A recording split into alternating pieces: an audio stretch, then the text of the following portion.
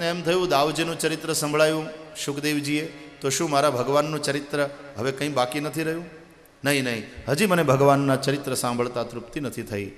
બ્રહ્મન, મેં એમ સાંભળ્યું છે કે ભગવાન શ્રી કૃષ્ણને સુદામા નામનો એક સખા હતો અને ભગવાને એના ઉપર બહુ અનુગ્રહ કર્યો હતો. મને એ કથા સંભળાવો ને. 2 અધ્યાયમાં સુદામાનું આખ્યાન સંભળાયું. કૃષ્ણસ્યાસીત સખા કશ્ચિત બ્રાહ્મણો બ્રહ્મવિત્તમઃ વિરક્ત ઇન્દ્રિયાર્થેષુ પ્રશાંતાત્મા જિતેન્દ્રિયઃ યદૃચ્છયોપપન્નેન વર્તમાનો ગૃહાશ્રમી તસ્ય ભાર્યા કુચૈલસ્ય ક્ષુત્ક્ષામા ચ તથાવિધા. કૃષ્ણસ્યાસીત સખા કશ્ચિત. શ્રી કૃષ્ણનો કોઈ એક સખા હતો. સુદામા કૃષ્ણ મારા મિત્ર છે એવો દાવો કરે છે એમ નહીં. સુદામા તો પોતાની જાતને દાસ માને છે, પણ શ્રી કૃષ્ણ સુદામાને પોતાનો મિત્ર માને છે. કૃષ્ણસ્યાસીત સખા એટલે મોટા માણસ હારે સંબંધ હોવાનો દાવો તો ઘણા કરે કે ચીફ મિનિસ્ટર, આપણે લંગોટીઓ યાર, અમે હારે મોટા થયા, અમારા બાળો ત્યાં ભેગા હુકાતા, ત્યાંથી શરૂઆત કરે. અને મળવા જાય ત્યારે એ ઓળખે નહીં બચાડા. મોટા માણસ સાથે નજીકનો નાતો હોવાનો દાવો એ તો ઘણાય કરે દુનિયામાં, એમાં ગૌરવ નથી. પણ ઈવડો ઈ મોટો માણસ મુલાકાતે આવ્યો હોય, સિક્યુરિટી ટાઈટ હોય, અને એમાં એ પોતે સામે ચાલી અને જોઈ જાય અને પોતે દોડીને આવે, કરે તમે અહીંયા, વાહ વાહ વાહ મિત્ર, કેટલા વખતે મળ્યા, કેમ છો?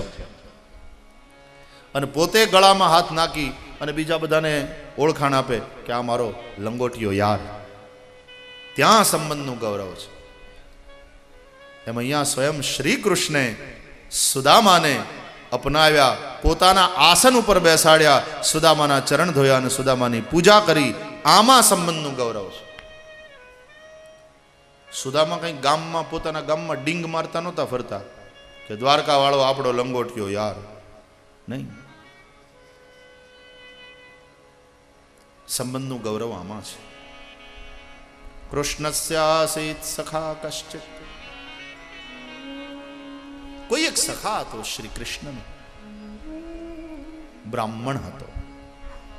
સાધારણ બ્રાહ્મણ નહીં, બ્રાહ્મણો બ્રહ્મવિત્તમઃ, બ્રહ્મને જાણનારો બ્રાહ્મણ. ઇન્દ્રિયોના વિષયોમાં એને વિરક્તિ હતી. બહુ પવિત્ર બ્રાહ્મણ, પ્રશાંત. ભગવાન શાંત, પણ ભગવાનના ભક્તો પ્રશાંત. શાંતને ક્યારેક ક્યારેક ગુસ્સો આવી જાય, પ્રશાંતને ક્યારેય ગુસ્સો ના આવે. જીતેન્દ્રિય, જીતેન્દ્રિય છે. જે મળે એમાં સંતોષ રાખનારો સંતોષી બ્રાહ્મણ. એકલો હોય ને તો મળે તો પેટ ભરી લે, ના મળે તો ભૂખ્યો હોઈ જાય. પણ આ તો ગૃહાશ્રમી, ગૃહસ્થી છે, પત્ની છે, બાળકો છે, અને એમાં અયાચક વ્રતનું ટકવું બહુ કઠણ. કે કોઈની સામે ક્યારે હાથ લાંબો કર્યો નથી, માગવું નહીં. અને એનું કારણ, સુદામાનું આ અયાચક વ્રત ટક્યું હતું એનું કારણ એના પત્ની. ભાગવતમાં તો સુદામા એને કલ્યાણી કહે છે, પણ ઘણા સંતો એનું નામ બતાવે છે સુશીલા. સુંદર શીલ ચરિત્રવાળી સુશીલા.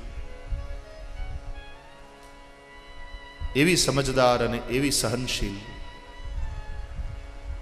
એવી મહેનતુ.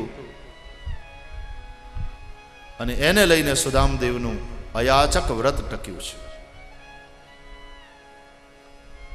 બહુ ગરીબી હતી, ટોટલ ઝૂંપડામાં રહે છે, જેમાં ઠંડીમાં, શિયાળામાં ઠંડીથી રક્ષણ ન થાય, ચોમાસામાં પાણીથી રક્ષણ ન થાય. સુદામદેવના શરીર ઉપર એક જ પોતડી છે, જૂની ફાટલી. સુશીલાના અંગ ઉપર એક જ સાડી છે. એટલા બધા થીગડા લાગ્યા છે કે ઓરિજિનલ સાડી કયા રંગની હતી ઓળખાતું નથી. બાળકો તો નગ્ન, પહેરવા લુગડા નથી. જો કંઈ આવીને કોઈ આપી જાય તો વળી ઘરમાં રસોઈ થાય, ઠાકોરજીને ભોગ લાગે અને પછી પ્રસાદ પેલા છોકરાઓને લેવડાવે, વધે તો સુદામાને લેવડાવે અને પછી જો વધે ને તો પોતે બે કોળિયા ખાઈ લે. આવી એ સહનશીલ નારી. સુદામદેવે માગવાની ના પાડી છે, ક્યાંય માગવાનું નથી. પહેરવાના કપડા ન હોય ત્યાં શિયાળામાં ઓઢવાનું તો ક્યાંથી હોય, પણ સુદામદેવ દરરોજ હોમ કરે, હવન કરે, એની જે ભસ્મ હોય ને એ સુશીલાજી રાખી મૂકે.